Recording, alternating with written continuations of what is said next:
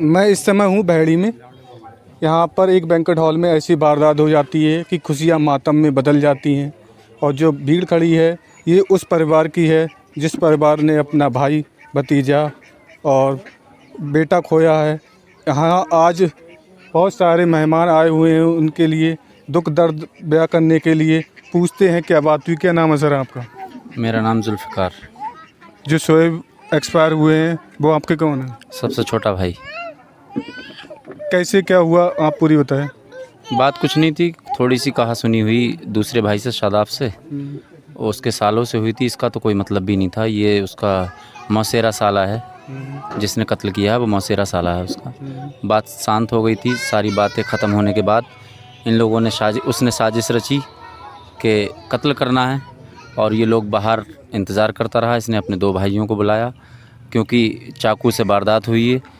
क्योंकि चाकू marriage hall में तो कोई लेके जाता नहीं है। जब इन लोगों ने ये प्लानिंग की कि मारना है तो पहले ये लोग चाकू लेकर आए। या क्या हुआ, मैरिज हॉल के बाहर ये कांड हुआ है। मैरिज हॉल में तो ये होता ही नहीं, क्योंकि मैरिज हॉल में तो बहुत सारे लोग होते हैं, कोई ना कोई बचा लेता, जान नहीं जाती उसकी।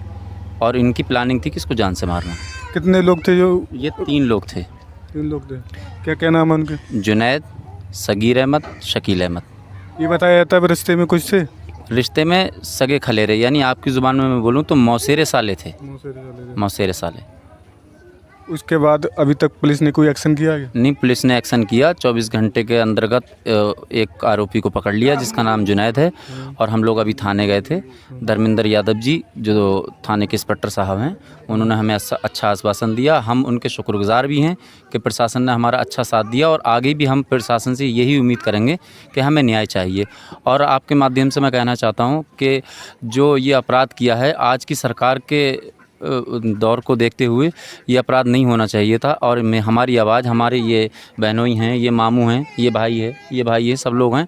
हम सब लोगों की मांग ये है कि हमारी आवाज़ मुख्यमंत्री जो हिंदुस्तान के इस वक्त के राजा हैं, वो उन तक हमारी आवाज़ पहुंचाई जाए कि उन लोगों के घर पे बिल्डोजर चलाया जाए और उनको फांसी की सज़ा दी जाए।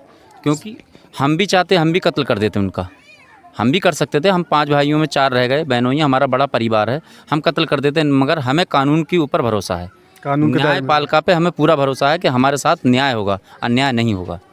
अभी 2 व्यक्ति रह गए हैं। 2 व्यक्ति रह गए। हम लोग, मैंने जैसे कि अभी आपको बताया कि हम लोग थाने गए थे तो धर्मेंद्र यादव जी मिले। कोतवाल साहब बरेली गए हुए हैं उसकी पेशी के लिए, रिमांड पे लेकर के गए हैं।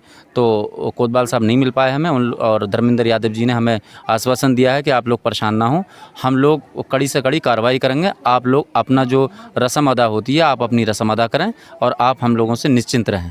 हम उनका भी शुक्रिया अदा करते हैं, उन्होंने हमें अच्छा आश्वासन दिया है। और आगे भी हमें प्रशासन से अच्छी ही उम्मीद है। मगर फिर भी मैं फिर दोबारा कहना चाहता हूं कि हम इस सरकार से उम्मीद लगाना चाहते हैं। हमें उम्मीद है कि ये सरकार हमारे साथ न्याय करेगी। न्याय मिलना चाहिए हमें, अन्याय नहीं होना चाहिए हमारे साथ। उन लोगों को भी फांसी की सज़ा होनी चाहिए। बाकी ये बहनों ही हैं, इनसे आप बात करें। और ये वो लोग थे जो कि इनके परिवार के सदस्य ने खोया है। ये भाई थे और ये चाचा हैं और कोई भतीजा है। लेकिन जहाँ शादी का माहौल होता है वहाँ खुशियाँ समाप्त हो जाती हैं। क्या शादी तो पूरी रस्म के अदा की? शादी की रस्म तो अदा हो चुकी थी, क्योंकि ये वारदात है 2 बजे पहले थोड़ा हल्की फुल्का झगड़ा हुआ खाने को लेकर के। वो भी इसका नहीं हुआ, जो मृतक है इसका झगड़ा नहीं हुआ था। झगड़ा हुआ था दूसरे भाई का, शादाब का। उसके साले उसको लेके मना के कि चलो खाना खाओ, और अंदर मैरिज हॉल में ले गए। सब लोग शांत हो गए कि कोई अब बात ही नहीं होनी है। ये इंतज़ार कर रहे थे ये लोग प्लानिंग के तहत कि अब इसको कत्ल करना है। तो ये बाहर खड़े हो गए। पूरी प्लानिंग बना ली। मैंने आपको अभी बताया, अपनी बात मैं दोबारा आपको रिपीट कर रहा हूँ कि जो चाकू था, तो चाकू से वारदात कोई मैरिज हॉल में लेके जाता है? आप भी शादी में जाते हैं, ये लोग सब जाते हैं, हम भी जाते हैं शादियों में। मगर वो लोग जो 1 घंटे का वक्त मिला उनको, 2 बजे लगभग झगड़ा हुआ उन साले बहनोइयों का। ये जो था खलेरा भाई था हमारे साले का, तो ये बाहर आ गया।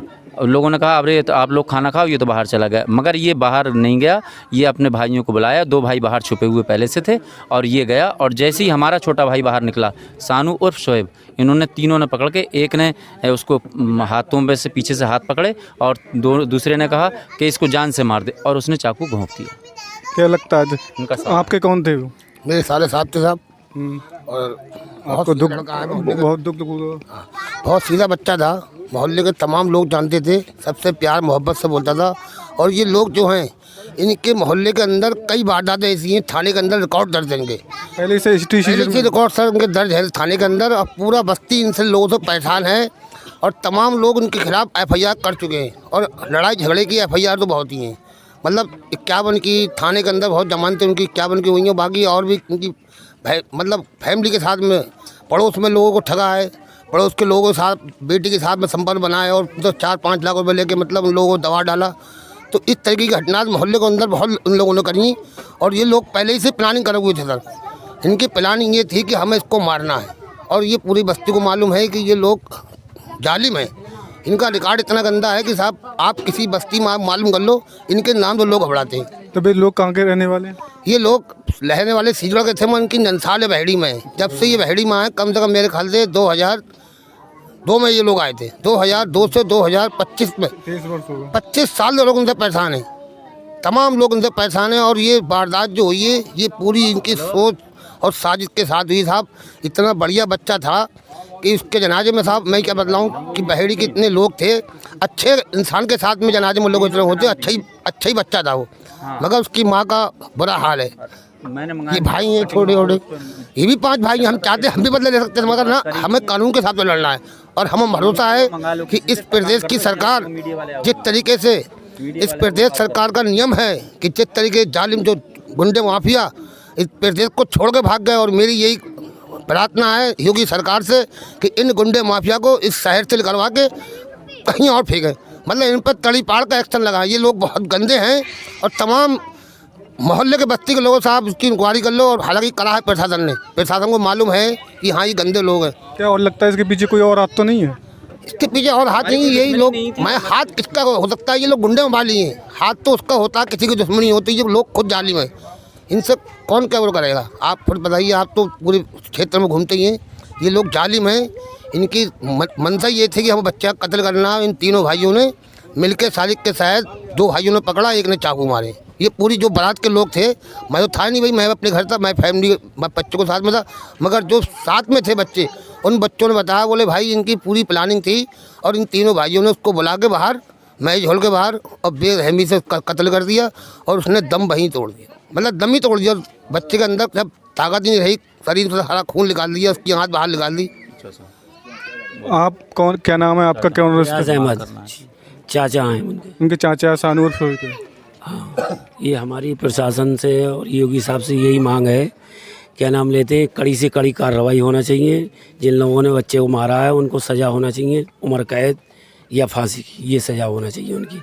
और जो पकड़ा गया उसके ऊपर जो कहते हैं ऑपरेशन लंगड़ा के कोलीवारी पुलिस की मुठभेड़ की नहीं की, ये साधारण पकड़ के जेल में कर दिया? साधारण पकड़ के जेल में चला गया है वो, क्योंकि सरकार का आदेश है अगर ज़्यादा बड़ा क्राइम करता है तो ऑपरेशन लंगड़ा यानी कि टांगों में अधिकतर पुलिस को कुछ नहीं किया है उसको, क्या नाम लेते उन लोगों ने ऐसी हाजिर कर दिया या वो हो गया उसकी, क्या नाम लेते, ऐसा कुछ नहीं किया उसके साथ। और ये जो वो घर आप देख रहे हैं पीछे, ये सानू उर्फ शोएब का है। ये नगर पड़ता है नूरी नगर, जो कि बहेड़ी में पड़ता है, जिला बरेली है।